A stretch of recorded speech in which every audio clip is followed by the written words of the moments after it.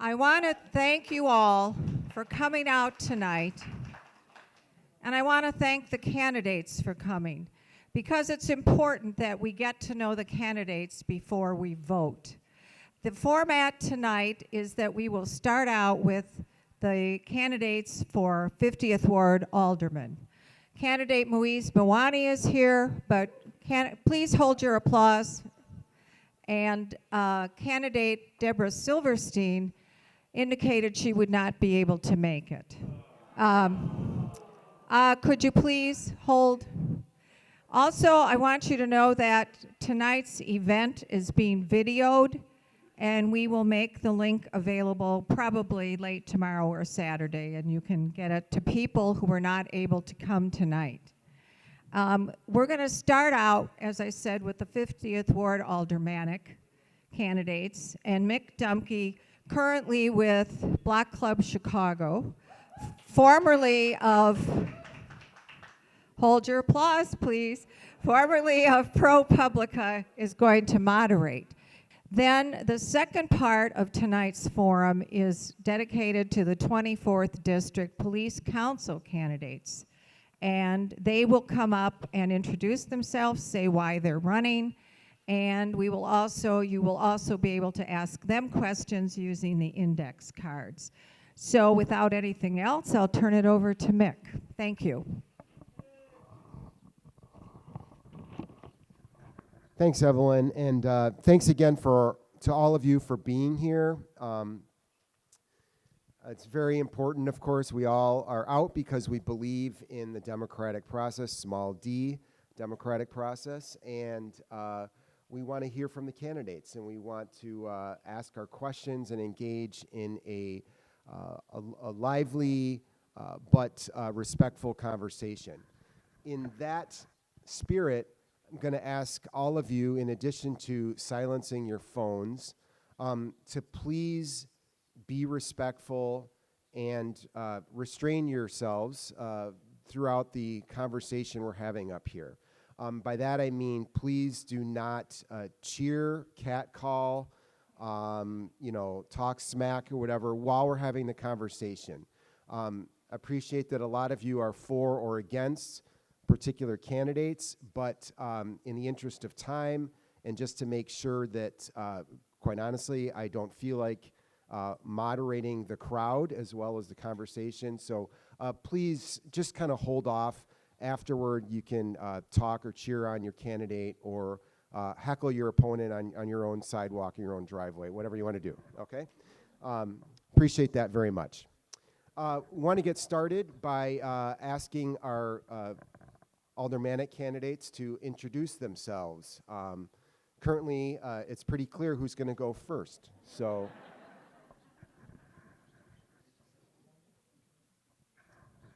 I'll give you a couple minutes. I think we didn't set, the other thing is, we have some basic ground rules, but right now, there's only two of us up here, so we're going to have a free-flowing conversation, and so take it away. Yeah, if you get too long in the tooth, I'll cut you off.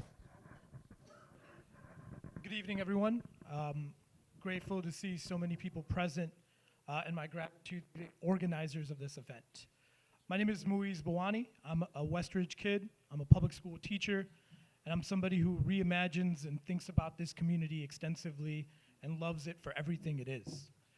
I want to take some time and talk about some tweets that have resurfaced that you might have read about in the Chicago Tribune today. One, I want to apologize, and I want to acknowledge the harm those words have caused. And I want to say explicitly that there is no excuse for those words. And I'm never going to hesitate to apologize whenever I've created harm. I want to say at the time those tweets came, there was a place personally where I felt hopeless about things in our society, in our community. And this in any way doesn't excuse what those tweets said and the harm they created. But I felt hopeless. I felt a little broken. The person I am in front of you is not the person who wrote those tweets. The person I am today is the person people believe in. Is the person people think about when they think about food pantries. caring about young people, being there for each neighbor.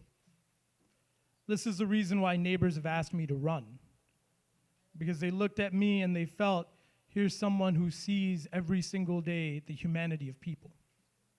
And at the same time, they also looked at me and said, someone in distress or in a difficult moment cannot have that moment define their lives.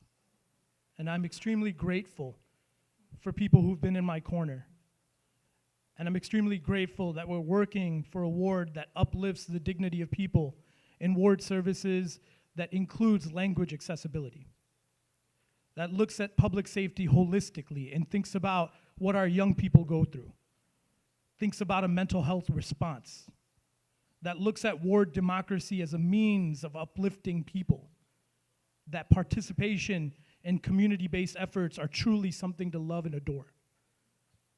And I'm thinking, and they think as well, that every single person deserves housing. And that's a vision we want to see in this ward.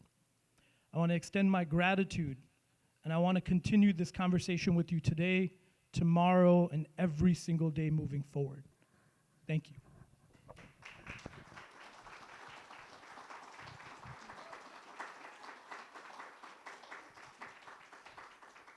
Okay, everybody gets a freebie. That was your introductory comment, clap. Please hold off on your applause and stuff afterward. Okay, thank you for bringing up the tweets. Everyone may not have seen the Tribune story that's out. It'll probably be in the paper tomorrow. It'll continue to circulate, I'm quite certain, throughout the rest of the campaign. Alderwoman Silverstein has already issued a statement condemning it. You know, if she were here, she could speak for herself. She's not, so I'm not going to read her statement for her. However, and I don't want to dwell on this very long because I think people want to hear about your plans for the ward. We don't need to go over all the details of the tweets, but you know, I will summarize them by saying that there were a couple words apparently used that were seen as racist toward white people, and there were some statements that were seen as derogatory toward Israel. And some people have interpreted that as anti-Semitic as well. Just wanted to know if you want to add anything about those issues particularly. The reason I'm asking it is obviously for the issue of accountability, as well as the fact, you know, this is one of the most diverse wards in the city of Chicago. If you're elected, you're going to be representing a range of people, a range of backgrounds. Obviously, there's always been a large Jewish community here, but not just that. So can you comment on that any further? And in addition to, you know, your regret for the tweets themselves, just talk about, you know, how you can assure the public that you would be here to represent everybody. Thank you. You know, looking at those tweets and thinking about them, I've kind of mentioned a few minutes ago, the idea of where I was personally, and the idea of hope. You know, I'm a public school teacher, and every single day, one of the things that we do that you can't see in a curriculum is talk to young people about never giving up on themselves, is holding them and reassuring them that, you know, one time in their life or multiple times doesn't define who they are. You know, this was a moment that I was in a ton of pain thinking about, one, the state of our country and where we were heading and the normalization of behaviors that I think we all find that are, you know, abhorrent. And in this moment, I said something that was harmful. And there's no getting around the idea of harm it created.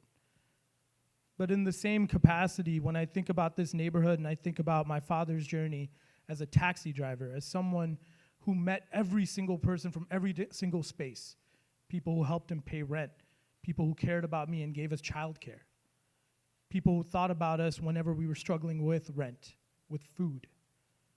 You know, that's the type of empathy that never leaves me. Yeah, I'm so grateful because our campaign has so many members of the Jewish community within it. Our campaign chair, Matt Ginsburg-Jekyll, is from the Jewish community, and he's constantly talking to me about restoration, restoring, rebuilding, working towards ending harm. And it always comes from the lens of, one, Jewish spaces, Muslim spaces. In my heart, having that community has unified me. And I intend to lead as a unifier. I intend to constantly make myself open to conversation, open to dialogue, open to co-governance, open to building together. And if you've seen my life with the food pantries we've worked on, the mutual aid we've worked on, none of that would be possible without brothers, sisters, non-binary family from the Christian, Jewish, Muslim, Hindu, Sikh, atheist traditions, every single tradition. And I honor that every single day because that is the story of my father, that people he never thought he'd meet have met him. And again, in every single way, I understand the harm.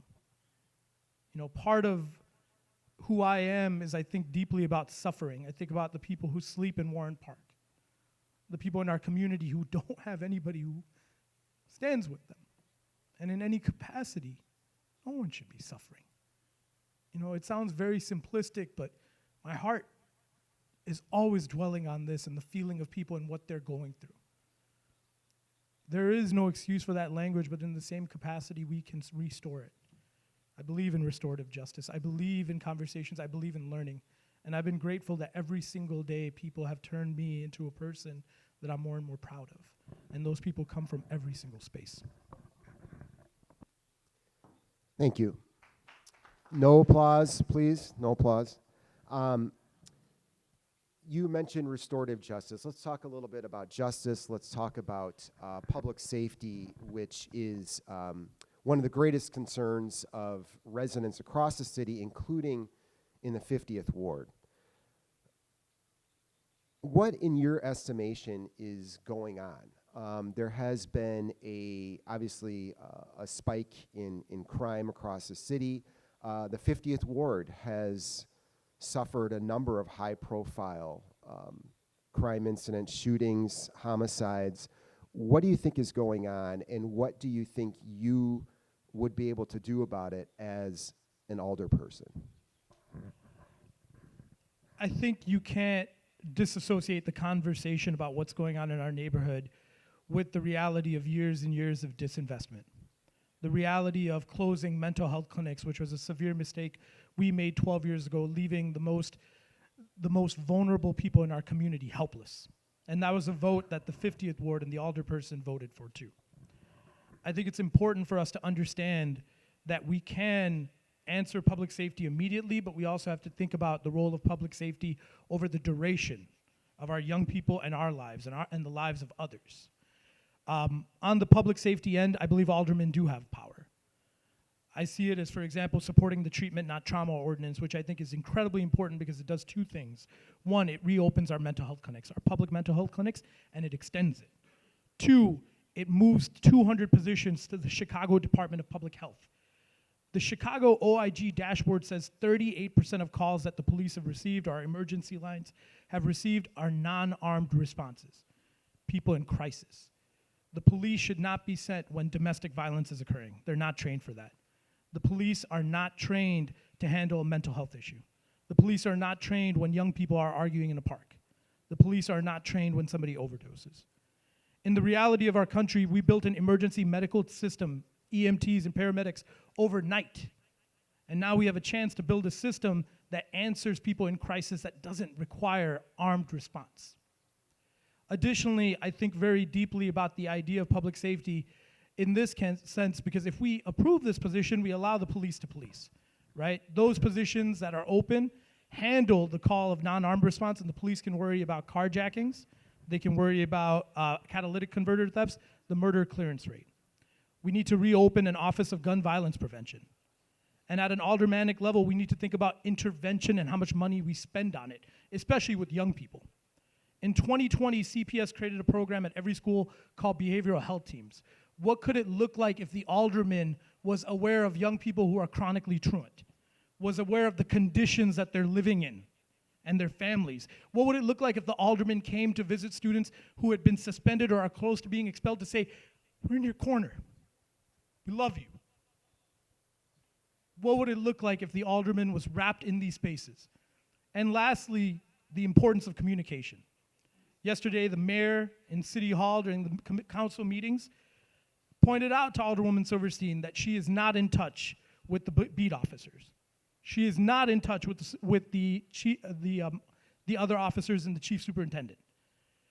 We have to have communication, not just with the officers, which is 100% given, which I will promise from day one, but also our schools. Also people who do violence interruption, like Central Romero, the Indo-American Center. Public safety is all around us. Public safety is called public safety because it doesn't just emphasize policing in our corporate fund. So we have a lot of work we can do. And I'm gonna do that work because that's what it takes to keep all of us safe. And actually, let me fix myself. We're gonna do that work collectively. Okay, Alderwoman Silverstein, what do you say about that?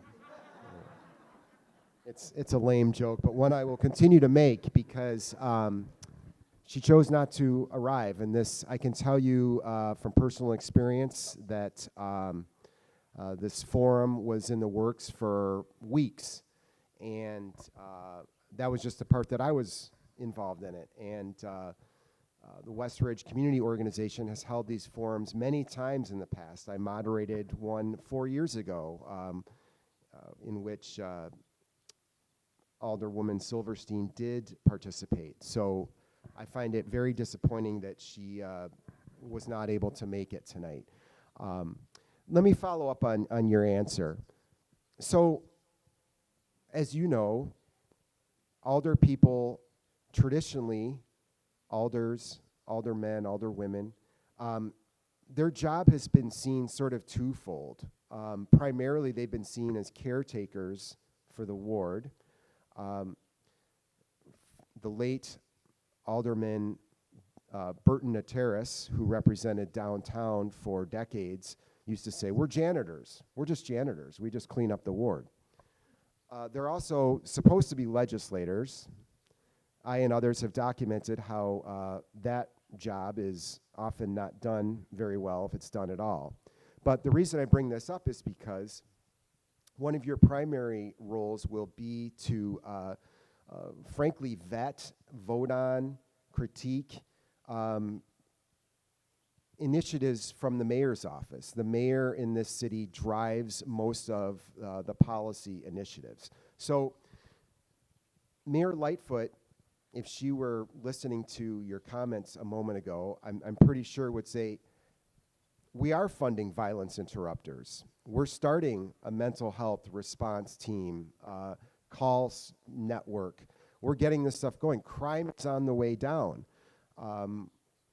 We hired more police last year. So what would you say in response to that? What specifically needs to be done differently? What needs to be done? What do we need more of? What do we need less of in the next budget?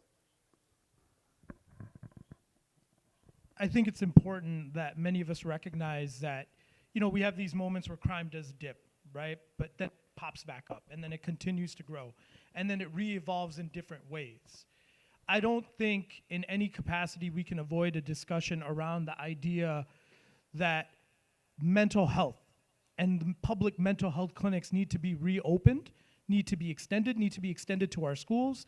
I mean, we're funding things, right? But there's also a really direct conversation of the privatization of services. And one of the works of the Collaborative of Wellness, the group that's fighting for the reopening of the mental health clinics, they've mentioned when the private clinics were open that people were not able to navigate them, right? The accessibility, the language, the work of all of this had deteriorated extensively, right? One, as stewards of the city, a public service like mental health needs to be in control, needs to be implemented back in our budget, right? And I think it's important because there's also been some strong call-outs, right?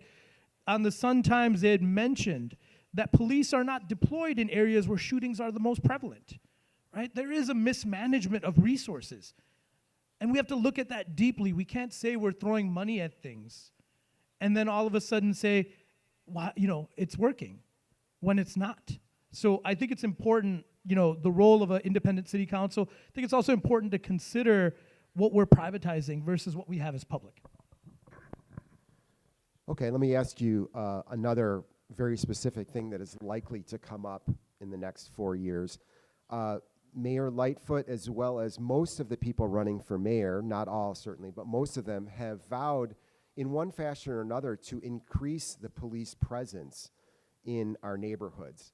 Whether it's Paul Vallis claiming that he's got a plan to hire bring back retired detectives and retired police officers and get them back working in some capacity, or others who have just said we need to make sure that we have more police on the street. The presence is one of the things that's gone on that's driven up crime, the lack of presence. Alderwoman Silverstein, when she basically interrupted the proceedings yesterday and started giving a campaign speech in the middle of the city council meeting, alluded to this as well. So my question for you is, would you vote to, behind a plan that either provides additional funding for or find some other mechanism to increase police presence in the 50th Ward? I think this question is deeply important because we spend about 40 cents to every dollar on policing, right? And we also are not opening up pathways when we talk about corporate welfare for us to open the tax base and reinvest in programs. A student once said to me something that's always stayed with me: there's a number to call if you want somebody taken away, but where's the number to call when I don't have food at home? You can't police away some of these problems that exist. Everybody who's talking at this moment of, we're going to add 1,000 officers, because that's what we have, an opening of 1,000 officers, right? And that's why I mentioned treatment, not trauma, as this movement towards a non-armed response and really looking at the root causes of violence. The analysis of folks who are saying they're going to get more cops out there is also devoid of the reality that officer burnout is at its highest. Police officers themselves are asking for mental health supports. Suicides, thank you, right? You're going to move things around, but the reality is we have data that shows overworking, the mental health need, the suicide, the inclination of suicide that's rising, right? I think it's important that the city face itself and build a budget that really understands that some of these problems like hunger, housing instability, lack of opportunity are problems you can't police away. And when I talk to neighbors at doors, they understand that. No one lives on the street out of some sort of sense of joy or pride or wanting to show you a point. They just have nowhere to turn to. The politics of chance that we've lived under in this city, of just shrugging like we saw during the pandemic, that does nobody service. Every single person deserves dignity. Every single person and their problems deserve recognition. Every single child in this city deserves to be loved and taken care of. How are they doing homework without a home? Those are the moral questions a budget needs to answer.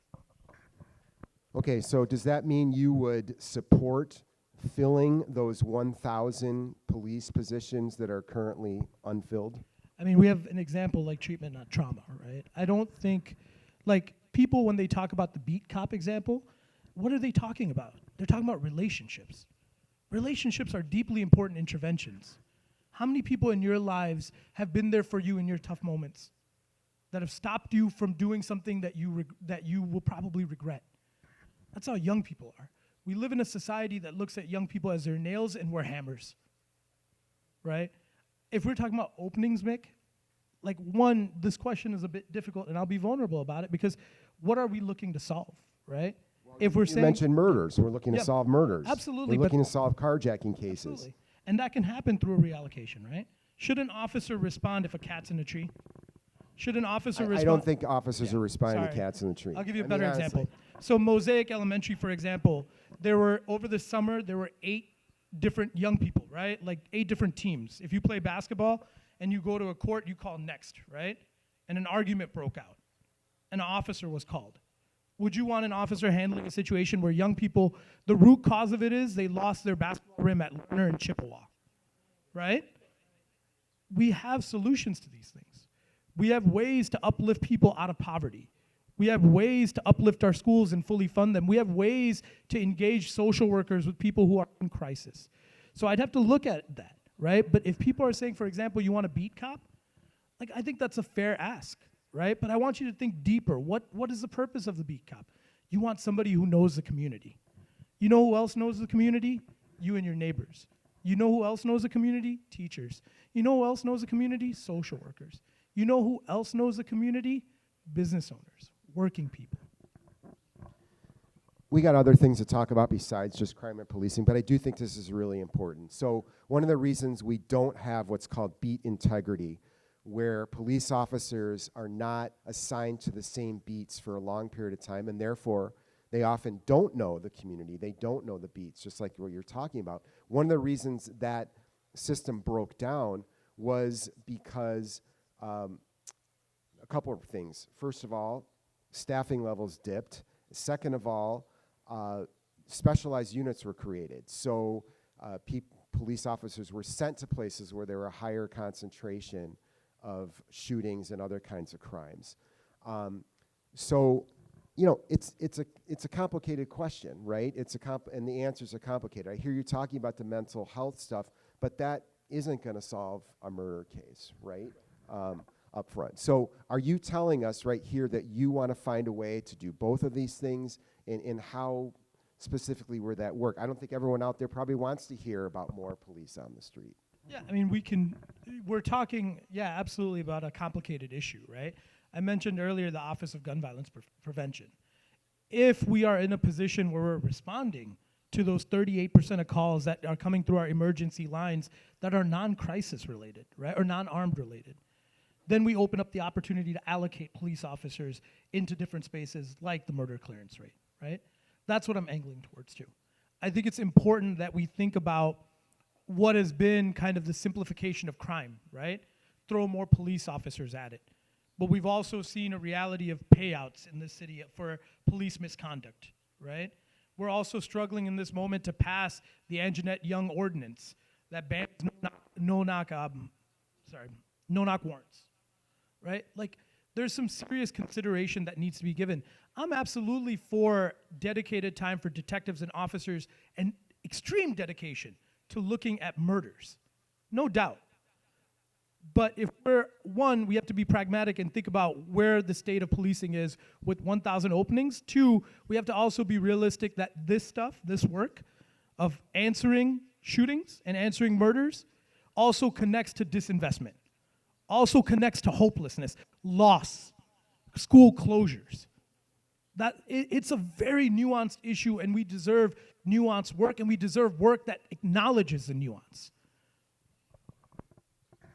Okay, at the same time we're talking about crime, obviously since 2019, the Chicago Police Department has been under a consent decree. What is your, let me rephrase that a little bit. As alderperson of the 50th Ward, how would you address what most of us perceive as a very, very slow process of the police department complying with the consent decree, with, you know, the pace of reform to most observers, the people whose job it is to follow this, the organizations that were part of that consent decree? Most of them find this to be moving along really, really slowly.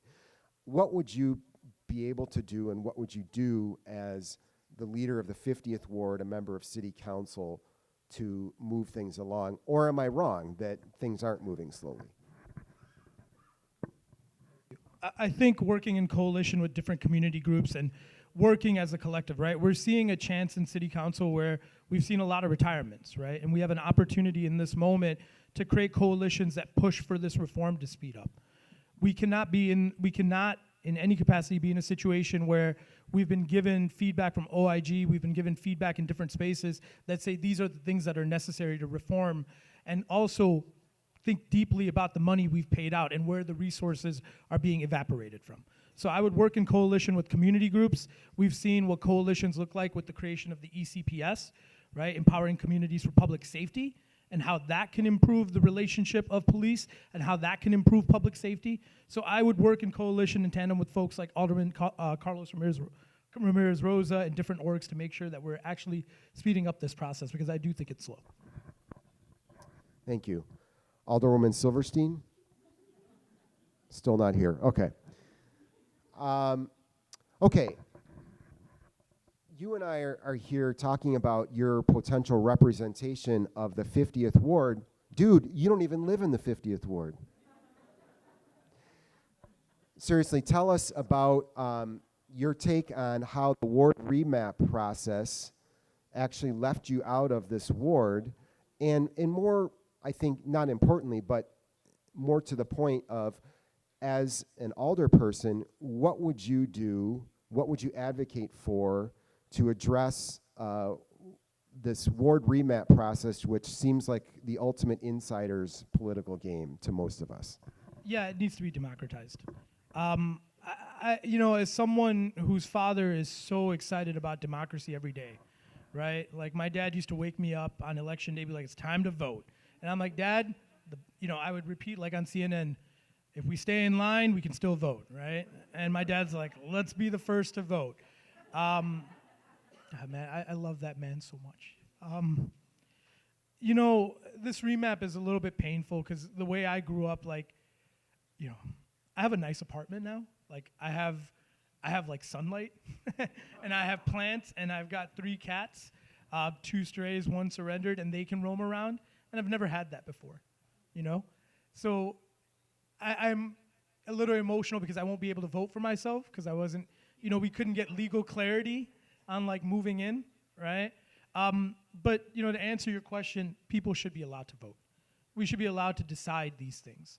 There's a lot of amazing people in this neighborhood who have always stood up for people that were mapped out, right? I really want to focus as much as I can on our campaign and our efforts, but if you looked at the remap and you saw people like Myra Glassman, who'd been living in Westridge for 40 years, who's my organizing mom and who's fought so hard for this community, right? Most recently as part of the High Ridge Y Coalition, and she's mapped out of the 50th Ward, right? My mom got a little emotional because she's like, do they not know what boundaries mean and what mapping means to brown people, to Pakistanis, to Indians, to Bangladeshis?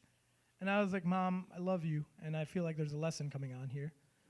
So I'm going to get quiet and I'm going to let you go off. And she did, right? This entire process needs to be voted on. We need to decide together. No alderman should be sitting in the back room of a map and deciding, how do I take political opponents out? How do I make a ward more favorable for a dynasty, for a machine? These are these small indignities we face every day that working people don't get to rise up on because they're busy putting food on the table. They're busy caring about their children, and we're doing a disservice when we allow such systems to continue. And just so everybody understands, your home was moved into, or the ward boundaries changed, so you're now in the 40th ward, right? Is that correct? It'll always be the 50th ward, just like Warren Park will always be the 50th ward. But yeah, correct. I'm in the 40th ward. I have a wonderful alderman in Andre Vasquez too. So you're so basically people just, and so everybody knows this, if it's not clear, you vote in the new ward you're in.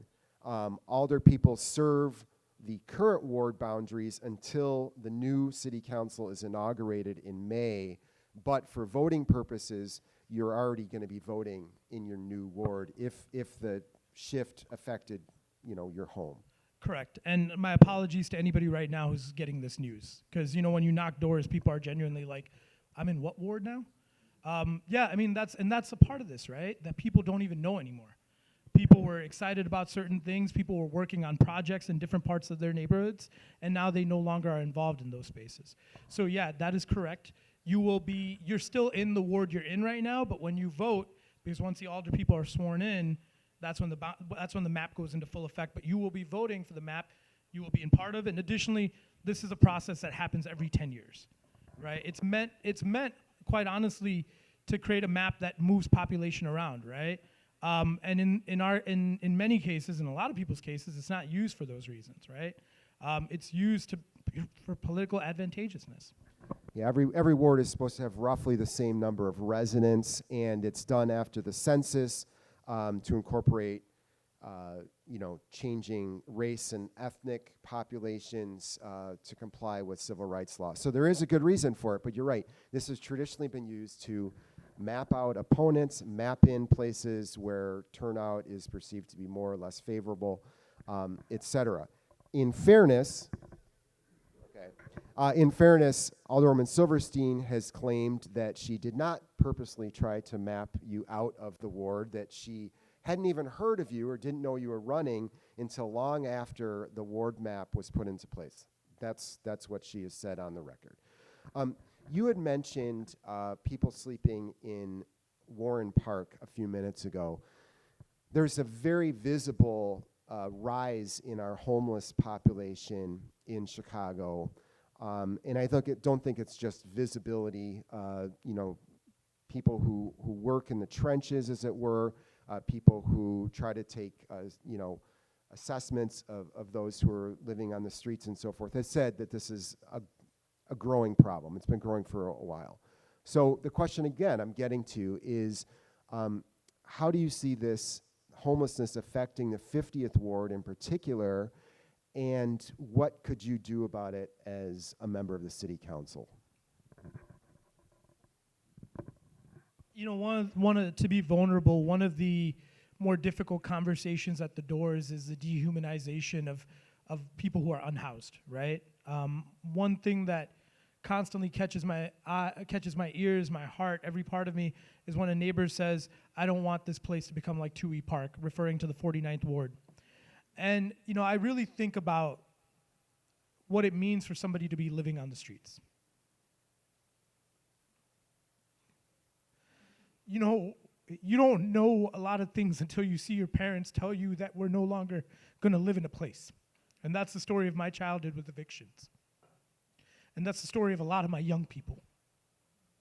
There's 65,000 people in this city who are unhoused. And I don't think people are saying in many which ways that they don't believe people should be housed. They just feel kind of hopeless and powerless. But we have things like the Bring Chicago Home Ordinance, right? We need to pass that. 65K need a place to stay. 20,000 are unhoused. And I think a lot about our neighborhood of West Ridge, where Communities United says about 2,000 of our homes are doubled up. Doubled up means if you're living in a one-bedroom apartment, there's more people than what should be there.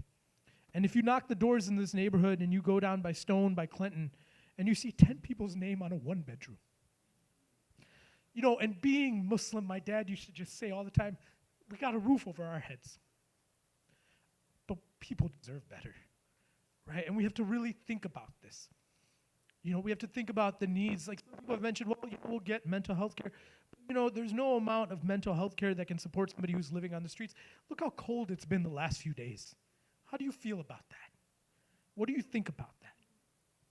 And the people who are fighting Bring Chicago Home are the folks who buy the most expensive houses and they don't want to pay a little bit more taxes in real estate transfer taxes. And that's not where it stops. It also continues about our moral priorities, right? We give corporate welfare. We continue to say police things away, right? We had a neighbor who was like, I just want the police to take this person away. And I'm like, and then what? Just because you don't see them doesn't mean suffering ends. And by the way, your taxes also pay for prisons. They also pay for the police processing this. So we have a chance. We can do things like the ADU pilot and extend coach housing. We can fight harder for affordable housing in our neighborhoods, especially for our fixed income seniors and CPS families, because I want to tell you again and again, how does somebody do homework without a home? How do you expect an educator to answer that question? I'm a big supporter of Bring Chicago Home, and there was a promise that people like Ms. Zolt, Ms. Eisenberg, Ms. Correa, my teachers at Clinton used to tell me, Mui, someday we are going to end homelessness. We are going to have peace. And somehow you get older and you're like, hey, this stuff is impossible. Why? Do we not care about people? Do we not have a fabulously rich city? So, those are some of the things that I think we can do, and we can continue this work if we have the moral imagination for it. Real quickly, for those who don't know, what is Bring Chicago Home? Bring Chicago Home is an ordinance that it won't eliminate houselessness in Chicago, but it creates a basic plan of enhancing or extending the real estate transfer tax on properties that are like $1 million over, and then funding that into housing for folks who are unhoused or housing insecure or in position of eviction. There's also some adjustments as well, like the just cause eviction. There's other pieces, separate ordinances. In the city of Chicago, for example, you can get evicted right now for any reason, right? And many people who are evicted, they don't have legal sources, right? We dealt with a lot of this crisis during the pandemic and still do, right? So we can support an ordinance like that where a landlord has to give a reason why someone's evicted, We also have efforts like the healthy home ordinances that help small landlords with the repairs they need to do in their homes through subsidies. So we have a plethora of things, but this is an ordinance that I would strongly encourage people to look into because it's an ordinance we need to pass and bring Chicago home. So are you telling us that if this ordinance were called for a hearing and or a vote, you would actually show up? Because most aldermen did not when this happened before. Yeah, and some folks are like actually proud. They're like, because they use this rhetoric of like, I made sure taxes didn't go up. But look at the ordinance. Who is the taxes going up on? It's going up on people who aren't already paying their fair share and buying $1 million plus properties, right? And somehow that catches on, right? We've fought these fights before in this city where people hide behind this, but it ultimately hurts working people, and it hurts the dignity that we try to instill in this city. So yeah, I would show up for the meeting, I would vote for it, I would make sure that all of you get a door knock from me talking to you about Bring Chicago Home. I'll make sure we build a coalition, and I will center every single person in this neighborhood who is unhoused or doubled up. And we got 2,000 people, and I want you to think about them in this process. Be careful there. Someday you may end up living in $1 million home and then get mapped into another ward again. Never know. All right, bad joke. Okay. What is your assessment of how Alderwoman Silverstein communicates with people in the ward about things like zoning decisions, about development proposals, or pending development deals? Tell me sort of your assessment of that and what, if anything, you would do differently. I'm a big fan of ward democracy, and I've mentioned this before, and I apologize if I haven't spelled it out, but it's things like participatory budgeting, and in this case, it's things like community-based zoning, where we have an input, we go through a process, the community gets notified, and this has been really helpful in terms of creating democracy in a neighborhood, right? Because once people hang on to democracy, once they see democracy and they see themselves in their community in a role, that's a beautiful thing. 2, it stops situations like we have this wonderful cafe called Cozy Cafe, and it's awesome. I love it. It's on Western, and then there's a behemoth Starbucks a block away, right? How are we supporting that business, right? I think it's important. Right now, we don't have that process. I think on day one, we need to install that process where neighbors get notifications. We have community meetings. We also set up the process before that if anybody wants to develop in this area, they have to fill out these forms. They have to go through this process. And then we vote on it and vet it together and use the power of community. Right now, we don't have that. Sometimes you'll get a notice that there's a property piece going up or there's a zoning decision, but most often you don't in this word. So we can do a lot better, and specifically through community-based zoning. Does community-based zoning mean that you would have some sort of voting process for people to weigh in? Yes. Okay. What if the CHA announced, I know it's unlikely for the CHA to announce they're actually building housing, but let's say they did. I know it's a cheap shot against the CHA. I report on the CHA. I'm allowed to take a cheap shot once in a while. Their pace of building housing has been very slow. Okay, that part is serious. So let's say the CHA announced a plan to put a mixed income building with public housing units, with affordable units, smack in the middle of the 50th ward. And people started calling you and said, Alderman, I don't want this. We don't need more affordable housing in this ward. We need development that's going to bring business in. Then what would you do? If a voting process seemed against something that you seem to believe in, how would you handle a situation like that? Yeah. There are many variables in this case because we've seen scenarios where people have blocked affordable housing because they've taken into consideration traffic, or they've taken into consideration the built environment and how it might impact people either biking, walking in those areas. So I just want to start with that precursor. I think it's important as an alderman that you're committed to transparency, you're committed to accountability, accessibility, and you're committed to doing outreach, right? I do believe immensely in public housing. I do believe that we need to house people. And I would work with community partners. I would work with making sure that our community understands both sides of this, right? We have to work through this process, and we have to let people know, because there's also, very honestly, a bunch of dog whistles tied to this, right? People openly say these things, and it makes me really want to wonder why we've gotten to this point. But you realize there is an inhumanity in making sure people aren't housed. And people do this intentionally. So we have to continue to work as a community. We have to continue to talk to each other and talk about the reality of what we're doing and what this will do. For example, if we build it, it stabilizes our school populations. That might be a thing that gets everybody saying, yes, absolutely. If we build it and people realize, oh my, we have 2,000 people who are living doubled up, we have a need for it.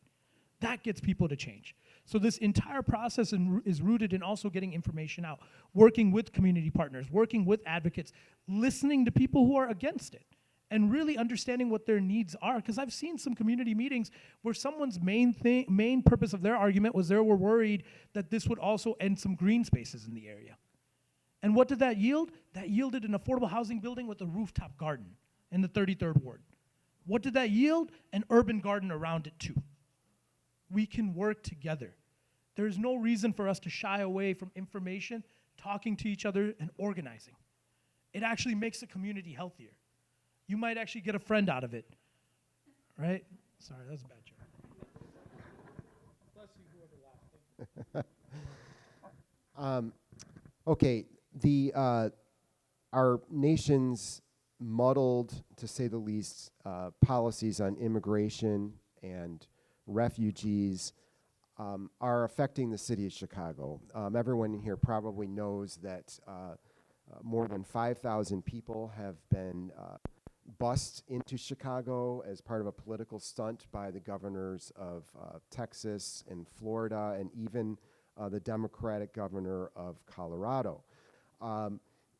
There are people who have been placed in spaces within the 50th ward. Most recently, though, Mayor Lightfoot and members of her administration have signaled that Chicago is really short of resources to help people, including simply to house them, let alone to help them find work and so on. So you get where I'm going here again, Louise. What as an alder person could you do? And this potentially ranges from actually dealing with issues that people are facing within the ward who are placed here who end up here. And what can you do as a member of the city council? You're not in Congress, you're not helping set national policy. We can, stomp our feet and say bad things about Greg Abbott in Texas, but the bottom line is we got some stuff to deal with. How would you handle it? What would you be able to do? What kind of leadership would you be able to provide? Thank you. Especially talking about the broken system of immigration in this country, right? And you might be saying, what can an alderperson do? One, we live in a city that is ready to give the Chicago Bears everything to stay here. Everything. We live in a city, including literally a roof over their heads. Thanks,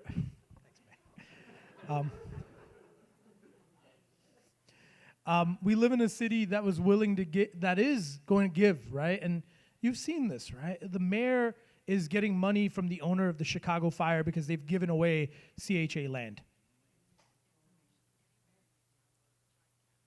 No one puts their children in the water if the land isn't safe. No one makes a journey up here if the land isn't safe back home. People don't say goodbye to home. People don't become stateless. People don't live in a library or a YMCA if they aren't escaping some sort of hardship.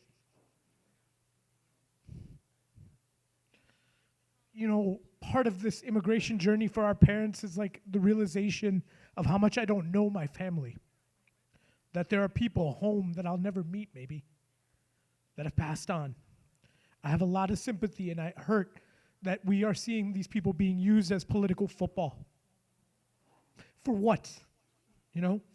But it also becomes incumbent on us as people who consistently say, we're a sanctuary city, we're a welcoming city. How are we empowering welcoming cities? The ordinance. How are we empowering sanctuary schools? Which was a fight we took on as a union in 2019. We have land. We have resources. Again, we have to look at this budget. Because the only other response that exists is saying, you're not welcome here. And I can't imagine thinking of some of my students who would have been told you're not welcome here. Or what my life would be if my parents were told they're not welcome here. In this neighborhood, which has been a refuge for everyone. From the first group of our Jewish brothers and sisters, non-binary family that came here, to our Rohingya brothers and sisters who are here, to our Venezuelan brothers and sisters who are here. We have to really look at this and look at ourselves and think about this circumstance. People like Greg Abbott are evil and they exist to do this to us, but we have a chance to build housing. We have a chance to put more bilingual educators in schools and open up pipelines. Because what does it feel like when a child is in a classroom and they don't speak a language and they're just there? What do you say to that young person? What must they be feeling in their heart? It's nowhere near what I felt, but I know the feeling of being a fifth grader reading at a kindergarten level and feeling like I'm just a failure. You know, what does it mean to work at a federal level to increase pathways to citizenship? We have someone like Jan Schakowsky, who is an excellent person and has a ton of empathy for this. Why are we not working closely? Why is the aldermanic office not front and center of helping people towards citizenship? But we really have to think about this, because some of us in our hearts look at this moment and say, well, you know, they're taking away resources. And what that dog whistle means. I think when you look at the priorities of the city, the Bear Stadium giving away CHA, rethink this. And we should push federally if we need more funding, because we are taking people on. We are trying to support them. We are working through this. But this was a moment that the right wing capitalized on. This is not a moment where we become small. Weeze, you have been endorsed by the Democratic Socialists of Chicago. The Democratic Socialists voted to endorse the BDS movement. Will you disavow the endorsement, or I will offer you the chance to comment on that? Yeah, I've learned immensely in this process and knew of this, but you have to look at BDS and you have to look at the reality that, one, it isolates Israel while not taking into consideration the behavior of other bad faith countries, right? And this is a real thing because it isolates this country for this matter. One, the idea of nonviolence can exist in this moment of a recognition that the way BDS is being formed right now is specifically targeting Israel, and that's not okay. So in this case, I'm disavowing the CDSAPs, or DSAPs. A couple of questions related to the pandemic. Remember that? One is, if you were a member of the city council, would you cast your vote or use your voice to eliminate the vaccination requirement for city workers? No. I think, one, the pandemic isn't over. It's not. And two, we've seen this virus morph and become deadlier at times. You know, and I feel a certain pain because I'm not wearing my mask right now. So my apologies too. But no, I wouldn't say we're getting rid of this vaccine mandate, because it does keep people safe, and we have to believe science. What have you done during the pandemic to support, the question is, what have you done to support nurses, people in nursing homes, so that's not just nurses, but I'll broaden it. How did you respond to the pandemic, both personally and as a community leader? You know, it was a difficult time because we were all really isolated during this moment. It was a time that, you know, I struggled with, but it was also a time where I realized we had to step into action. You know, when I was at Roberto Clemente Community Academy, I worked extensively to create a mutual aid fund that fundraised about $50,000. And we met the needs of our young people, right? From rent to baby needs, to hygiene needs, to meals, every single thing we could do. Because, you know, if you're an educator, you never leave the classroom and say, my day's over. And I see a few educators in the crowd who knows what that means.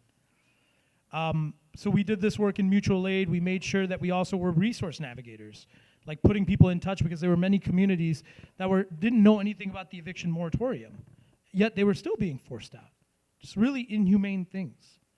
My day would be Clemente, and then my day would be coming to West Ridge and being told by our community group or other amazing people like Hallie Casada, like, hey, can you do this? Can you do this? Can you do this? And I would do whatever I could to say yes, right? And that's one of the ways people recognized who I was during the pandemic. They're like, someone just keeps picking up these shifts.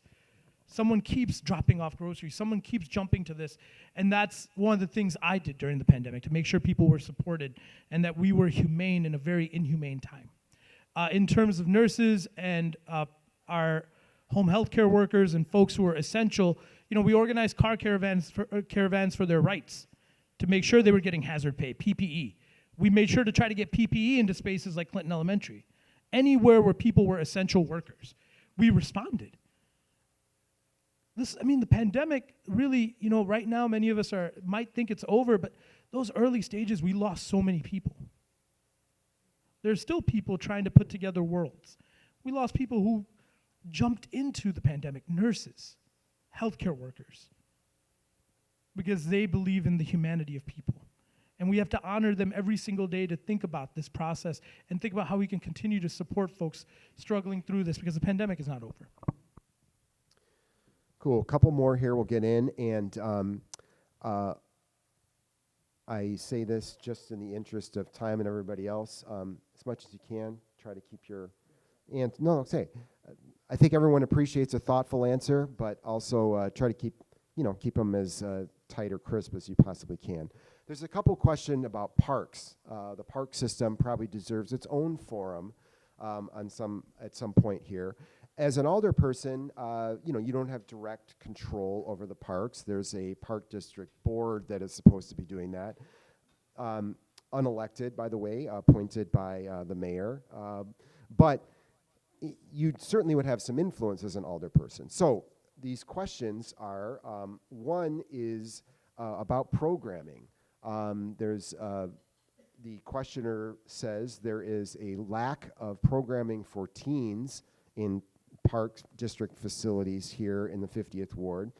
And the other question is about traffic and safety in the parks. Do you have any ideas about how the park system can be improved, and specifically how you could be a part of that as an alderperson? We do need an elected park leadership. We also need fully funded parks, just like we need fully funded community services like our schools, our libraries, every single space. My hope is, in the way things are right now, is to continue to be available and accessible to parks, being at those meetings consistently, talking to constituents, working closely with advisory councils, and not ignoring their needs or ignoring their calls or asking them to continue to apply for grants, being a champion in City Hall, being a champion through my office. I also, infrastructure is deeply important to me, because one thing I think about immensely is disability justice. There's a sister, we knocked on her door, and she mentioned, I love Warren Park, but now I'm not really able to, navigate it with my wheelchair. Right? We live in a world that is extensively ableist, especially for spaces that belong to all of us. And it becomes incumbent on us to take that fight to that level and say this is a human rights thing. Just like I feel right now, we don't plow the sidewalks, a municipal service that would improve the lives of so many. How many of our elders have to stay home whenever it snows? How many of our people with disabilities have to stay home when it snows? So I think all of these considerations need to be tied into our parks, and understanding the parks belong to everybody.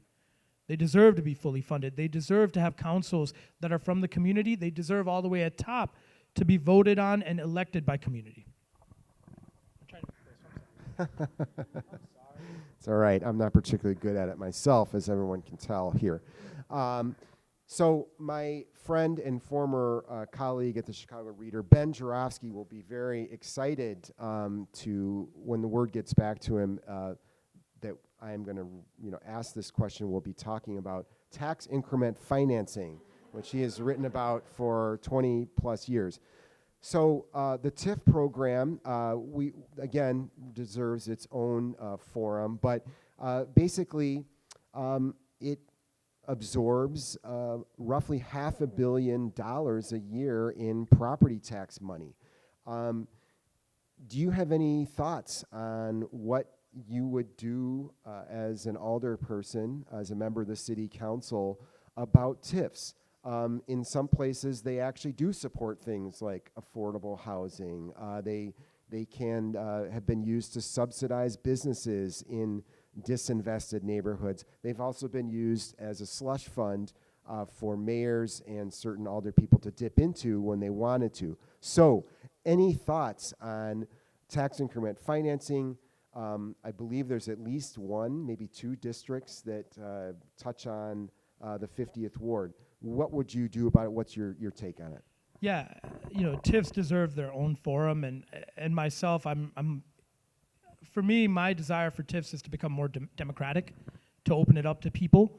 The issue that I think about really immediately is the idea of blight. Blight has been defined so elastically that they can convince you that, hey, we don't need TIF money for schools, we need TIF money for Lincoln Yards, right? That takes money from schools. So I think we have to deal with the defining, the elasticity around it. We have to also think about how TIFs have made for a while actually, like people's homes more expensive through property taxes. WTTW had a really good article on this. Again, it's a program that's meant to talk about or meant to tackle disinvestment. It's meant to tackle blight, but the definition of blight also somehow includes cleaning up Navy Pier, right? The definition of blight includes leaving kids out without like improvements to their school to invest in these mega spaces like Lincoln Yards. So, for me, we have to tackle that definition. We have to consider democratization. We have to do every single thing we can for this to refocus on blight, which includes empty storefronts, which includes the need for housing, which includes our schools. Doesn't Lincoln Yards and other developments like that, don't they drive up the tax base that ultimately allows us to have more money for schools and parks and mental health services? That's the argument, right? Absolutely. But also, it's a subsidy. It's a corporate level subsidy to businesses like Sterling Bay that have the money for this. It is, again, saying you as a taxpayer, we're going to balance budgets and we're going to balance things on your back and not these absurdly wealthy businesses. I want us to really think about this. Yeah, we need to expand the tax base. We need to bring people in. But at what cost? At the cost of taxpayers, at the cost of these corporate welfare plans, at the cost of rapid gentrification, at the cost of disinvesting in schools, at the cost of then moving a shredder from Lincoln Park to the southeast side in a predominantly black and brown community that has always been a sacrifice zone, meaning a zone overburdened by pollution to the extent that our children suffer from asthma and other diseases. Every child in the southeast side deserves love like every child in West Ridge. This is what this system impacts that we look at and say, well, we're expanding the tax base at whose cost? At the exodus of 200,000 black people from this city, a city that they built. And I would love to talk to you about 1919 and the roots of Chicago as is, and how black people have built this beautiful city, have beautified it, and they're the same people being forced in a reverse Great Migration. If there were a TIF program or some other economic development program that were designed to revitalize all the business corridors in the 50th Ward, then would you support it?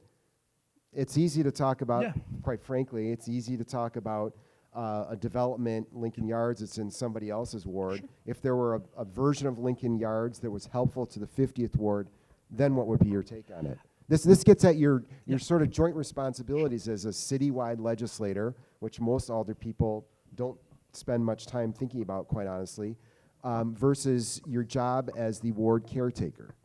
Yeah, absolutely. This system is broken, right? Like, we can continue down this process of saying, what's mine? I'm going to fight for mine and, the rest of the city. We talked about crime earlier today. Right, we talked about crime earlier today and talked about disinvestment. We're interlinked as a city. So, one, I really want to consider some of the things that are missing in our ward, like a fully empowered Chamber of Commerce. Right? The language translation and having a liaison in the office that can help people who English is not their first language to apply for grants for improvement. There's a hair salon on Western, and I won't mention it, which I probably have given it away because I think it's one over there. But like, this sister brought up that she won a lottery, but she didn't know how to get access to 2 carpenters to give her a quote, and she had to forfeit the lottery. What does it look like when an aldermanic office has a liaison that meets every single person in their language, meets every single person in their accessibility, meets every single person in their hesitation, because many people are afraid that they might slip up and then they just give up opportunities, right? What would it look like if we had an incubation space where people could come in, run a business, and we push the entire community to come? And then we team them up with Republic Bank and Devon Bank to help them from beginning to end to be supported. And what would it look like if an alderman takes the entire community, says, hey, we're going to shut down this side street for a day, and we're all going to have a fest here. And we're all going to support local businesses. And we're all going to go to Cozy Cafe and support Ricky, right? Or we're going to go get pizza from Zimmy's. The mushroom pizza is pretty amazing, I think. Sorry if you you lost me there, Muiz. I'm not voting for you for mushrooms. But the people on Devon, on Toohey, on Howard, on Western who've opened businesses, they put their heart and soul into it. We have to exacerbate every single way to support them, right? And there will be tough moments like this about the TIF, but I will always go back to the community, and I will always have community meetings with you. I promise you, in year 1, we're going to have 28 community meetings for all 28 precincts, and I will get it done. So that's what's up.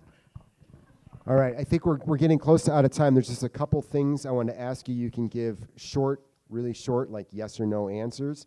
Would you support a participatory budgeting process for the ward menu money that comes to the 50th ward? In the 49th ward, we weigh in on projects for the aldermanic menu money. Would you bring something comparable to the 50th ward? Yes. All right. We talked a little bit about affordable housing. We mentioned, I slandered the CHA a little while ago. Do you believe there should be some sort of initiative, policy, whereby every ward in the city gets an equal amount or a roughly equal amount of affordable housing units? That presupposes that there's equity throughout the city. To say that, for example, River North is the equivalent of Woodlawn, I think that's a mistake. And we really need to evaluate at a full scale the disinvestment. People were very excited when Invest Southwest came out, and now we realize really there's been no investment. And this is a city, again, that permeates through its DNA because of awful leadership, broken promises to communities. And that type of rhetoric or that type of idea, again, doesn't acknowledge what people are missing. I do believe that we have to protect folks in housing, and we can do both, especially neighborhoods like ours, right? We don't want people who've lived here their entire life to be forced out. We don't want gentrification. We don't want the elimination of communities. We have to fight for that and preserve that. But we also have to be real and say we can do both and look at what every single neighborhood is dealing with. Okay, very short answer to this too. No, it's okay. But this is a question for me. You seem like a thoughtful guy. You're an idealistic person. Even if we share your values, what does a nice guy like you want to do going into the city council? Do I have to remind you the number of people from that body who have ended up in prison? And I mean, seriously though, do you think this is the best place for your time, talents, and energy? This neighborhood's given me a lot, dude. I know we laugh about this, but I get really emotional in these questions because, in 5th grade, I felt like my world was collapsing. And sometimes during this campaign, I feel that too. Right, I felt like my world was collapsing because I looked at my life, and as a 5th grader, I was being told, you're this close. I'd gotten into one fight, that you're out. And someone like Ms. Zolt took a second, my librarian at Clinton, to say, when I told her I need a miracle, she said, baby, you are a miracle. And she spent so much time with me to get my literacy up. I tried to say no. And people will laugh about this. I tried to say no. Myra, I know you're here. And I was like, I've seen the stress of this. And, for me, all I ever wanted was healthcare. All I ever wanted was a job I love, and I love teaching. I love young people.